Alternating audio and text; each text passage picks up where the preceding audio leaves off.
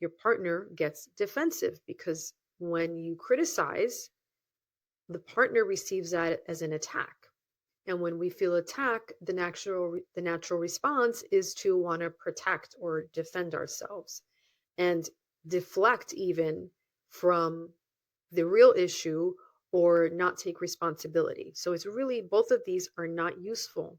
And criticism and defensiveness are the first two horsemen of the apocalypse. So with criticism, you're really attacking the person's character, like there's something wrong with them, like your partner is the problem rather than the behavior. So it's okay to complain about the behavior and not be happy about whatever your partner is doing, but you really want to focus on like why that's bothering you. What is your need behind however it is that you're feeling? What is it that you're feeling?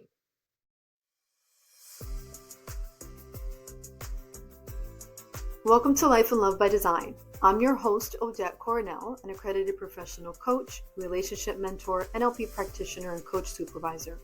I have guided countless individuals and couples who feel stuck to step out of autopilot and create relationships and lives that feel intentional, joyful, and deeply fulfilling. Tune in every Wednesday where I'll share tools, conversations, practical strategies, and fresh perspectives so you can get more intentional about designing a life and relationship that truly fulfills you. So let's dive in.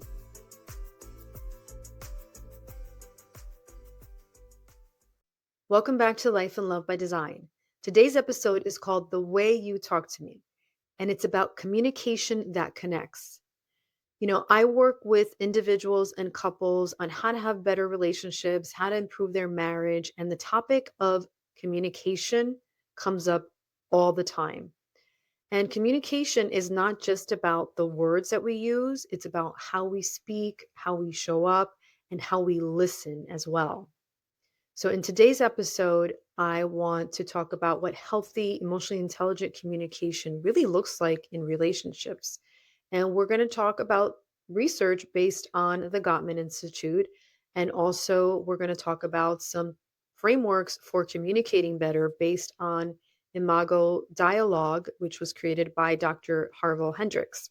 So, communication is really one of the most powerful and misunderstood parts of a relationship. And that's true whether it's a romantic relationship, a relationship with family members, with coworkers, with friends, with colleagues, with your employees. It's not just about what we want to communicate, but the culture of communication that we've created.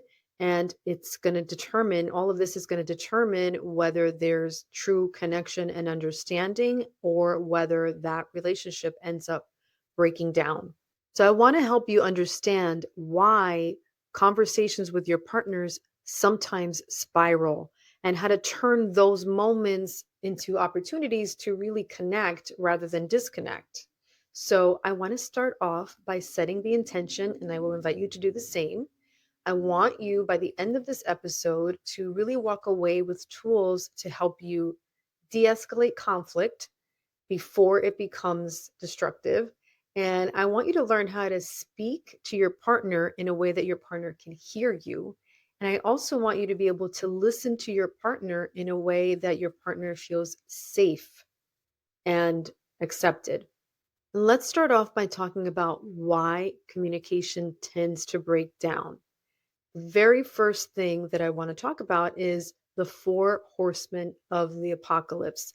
And again, this is based on the Gottman's decades of research on things that make relationships break down, couples that end up either breaking up or getting divorced, or if they stay together, they're really in unhappy or unsatisfying marriages or relationship.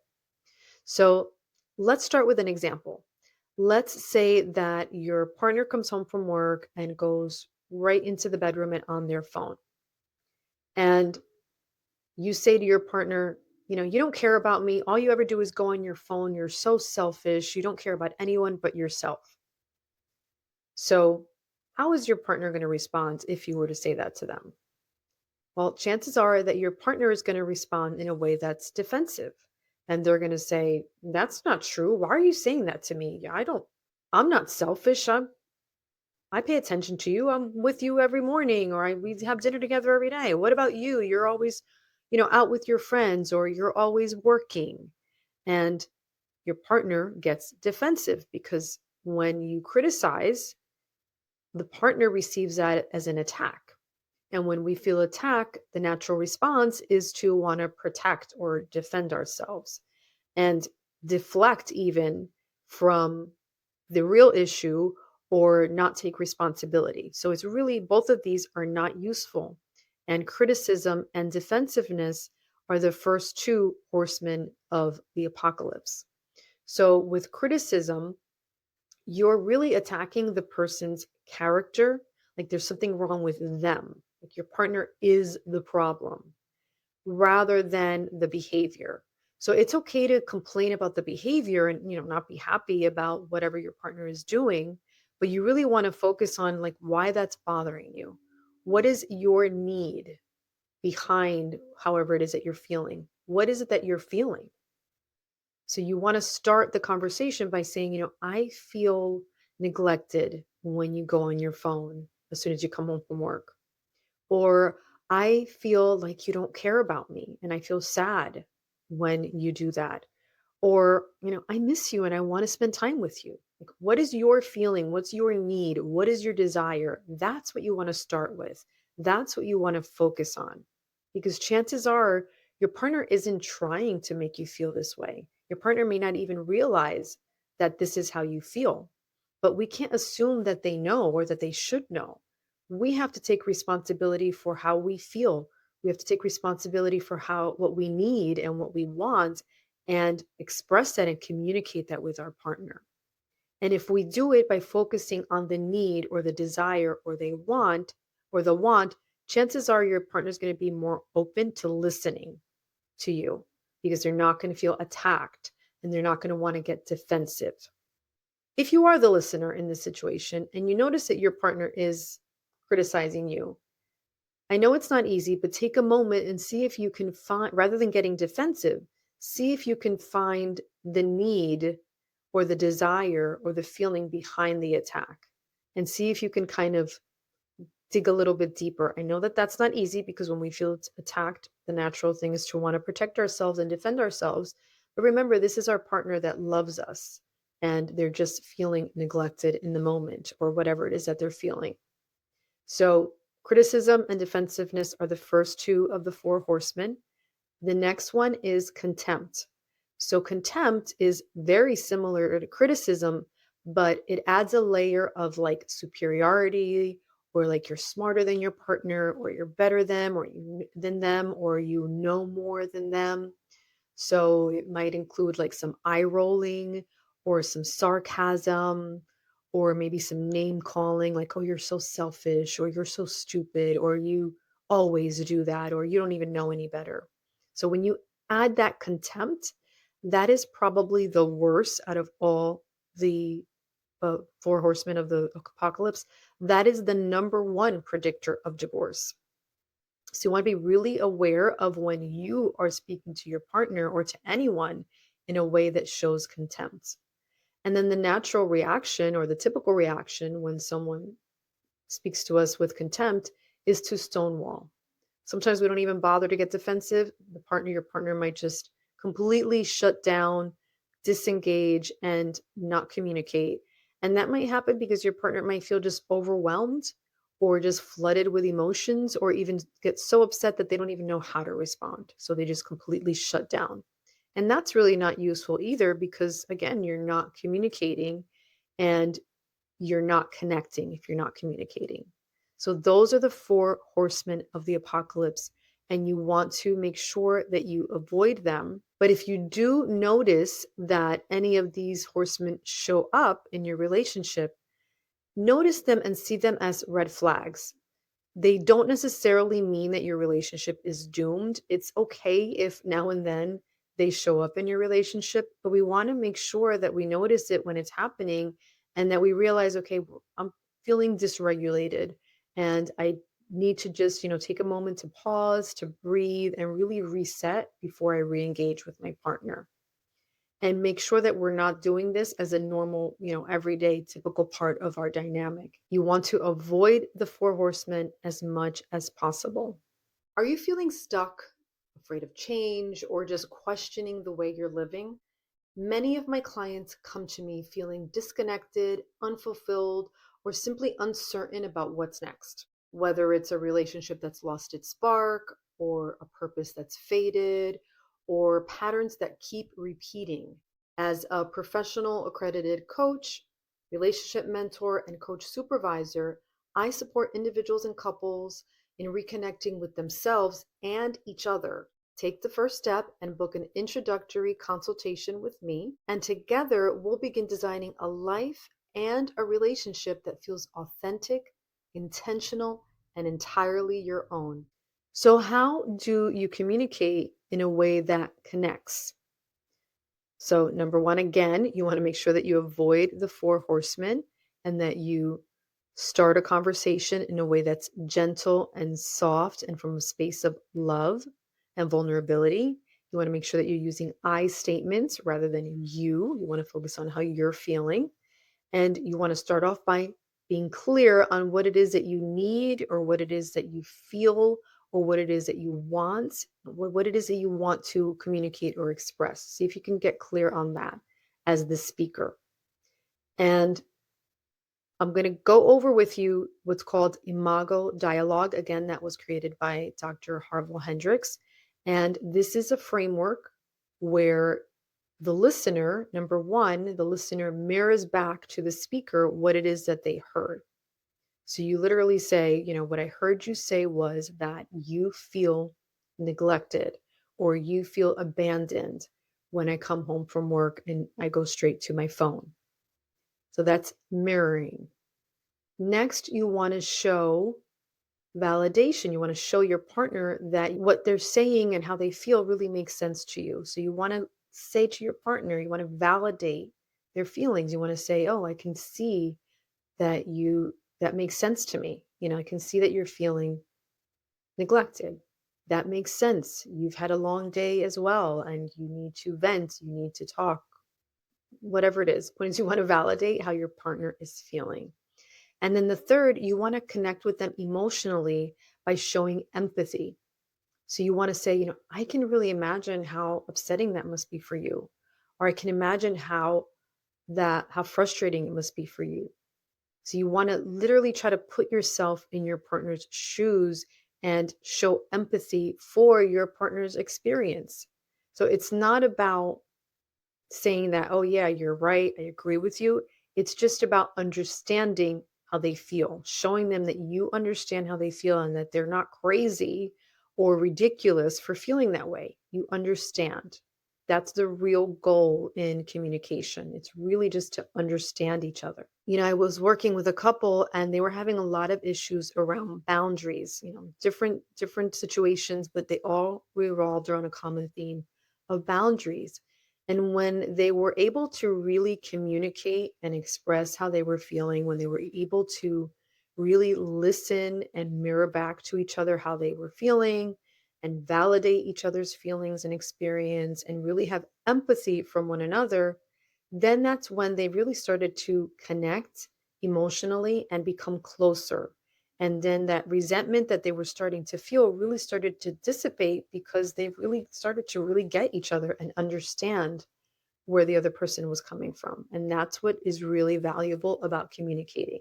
So you want to make sure that you blend both of the frameworks, the Gottman with the Imago dialogue. You want to start with the soft, gentle, loving startups, and you want to mirror back to one another and show empathy. And together, these are going to shift from attack to defend to really a tone or a feeling of connection and understanding. Another way to build connection is to give and receive bids. Bids for connection, bids for affection, bids for attention. And we do these every day, all day long, in small, tiny ways. And they're just little simple ways to connect with one another emotionally. And it could be something really simple like, "Hey, I saw this funny video on Instagram today. Check it out." and you're sharing it with your partner. Or by saying, I had a really rough day today at work and my boss was a nightmare. That's a bid. Or saying, hey, do you want to watch a show with me tonight? Or do you want to go for a walk? These are all little tiny bids, which seem kind of small and meaningless, but they're really an attempt to connect with our partner or to get attention or to get some affection. And that's offering a bid or making a bid. Now, the response, your partner can either turn towards you, and that means that they respond with interest. So if you show them a funny video, they're like, "Oh, cool, that is funny. Oh, yeah, I saw it too. It was great." Or if they turn away from you, that's another option. They can turn away from you, which would be to completely ignore you and not pay attention when you make that bid for connection. Or they can turn against you, which would be to react, like by being irritated or annoyed, like, I don't have time for that. I don't want to watch that right now.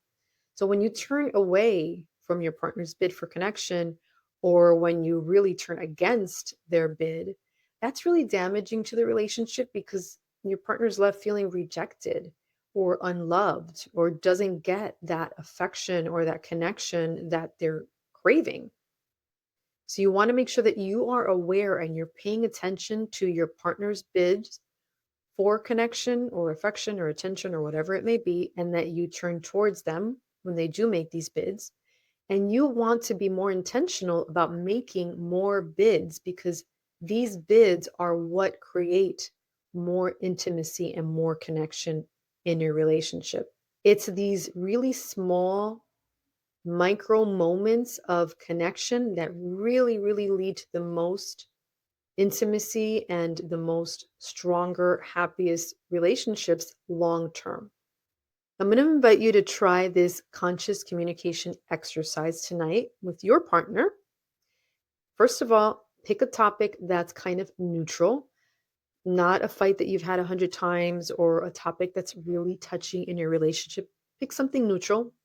I'll give you an example. Let's say that your partner comes home and, leaves his socks on the floor all the time, right? That's kind of neutral. It's, maybe it might be a big issue in some relationships, but I think in general it's kind of safe. So that's the topic. Your partner leaves his socks on the floor after work in the evening.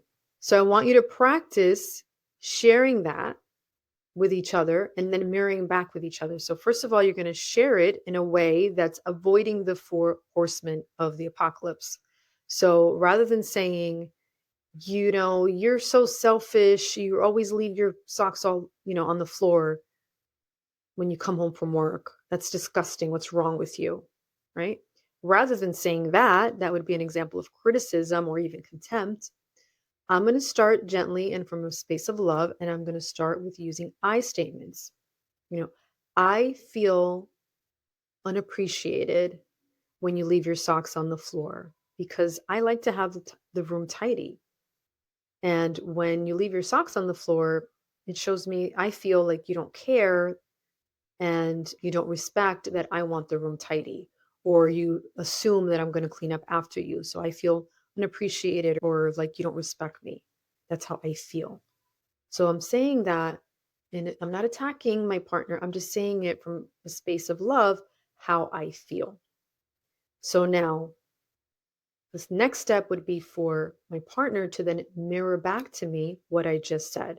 So my partner would say something like, so what I hear you say is that you feel unappreciated or disrespected when I leave my socks on the floor because it's important to you to have the room tidy. And when I do that, it almost gives you the message like that I don't care, or I don't support you, or I don't appreciate you. So that's an example of mirroring back. And then the next step would be for my partner to then validate what I'm feeling. So say, oh, I can see how that would bother you, or I can see how that would make you feel unappreciated or disrespected. So that's validating how I feel. And then the third step would be for my partner to show empathy. I was like, wow, that must be really frustrating for you, right? My partner has to really get into my shoes and think about what it must feel like for me when he does that behavior, right? What that experience is like for me. And then Once you practice this exercise and then come up with another topic that your partner could then take turns, expressing how he feels, and then you mirror back to him. So you do it, both ways. And then just the purpose of this is really just to do the exercise. It's a little experiment and see what you learn from it. Talk about it, reflect on what it was like as the person that expresses how they were feeling, and then reflect what it was like as the listener. What was that like for you as the listener? Talk about it. Remember that it's all about understanding one another, and this is what's going to reestablish that safety, the safetiness to connect, the safetiness to be vulnerable, right? The safetiness to talk about what you want and what you need. And this is what's going to really, really rebuild the trust and the connection. Communication is really about trying to increase that connection and the emotional intimacy. And they're all connected. When we're able to feel understood, that builds connection. And when we build connection, that's where that emotional intimacy starts to really grow. And once we have that emotional intimacy, then we can really have fulfilling physical intimacy. But they're all connected, they all build upon one another. And it's really less about finding the perfect words. It's really about creating the right climate, that climate of love, of acceptance, of curiosity instead of criticism, of empathy instead of ego, and of intention instead of reaction. And this is what's going to help you connect, and it's going to really help you cultivate that space of love and acceptance. Every single conversation that you have with your partner can either build a wall or it can build a bridge. You get to decide which one you build. So if you found this episode helpful, please share it with your partner or share it with your friend that needs a little bit of relationship insight or motivation. And if you'd like more guidance, I do work with couples on helping them rebuild trust and communication and intimacy in their relationship. Go to odettecoronel.com for more information or to book your free introductory session with me today. So until next time, remember that your life and your love are yours to design. Thank you so much for listening to today's episode of Life and Love by Design with me, your host, Odette Coronel. If anything that you heard today resonated with you, please take a moment to like and share this episode, subscribe, even leave a rating. This helps us grow and reach more amazing people just like you who are ready to evolve and design a life and a love that they want to live. And don't forget to join the conversation on Instagram at Odette Coronel Coaching. I would love to hear your takeaways. And if you don't have Instagram, you can always email me at lifecoach@odettecoronel.com. Until next time, remember your life and your love are yours to design. See you next week.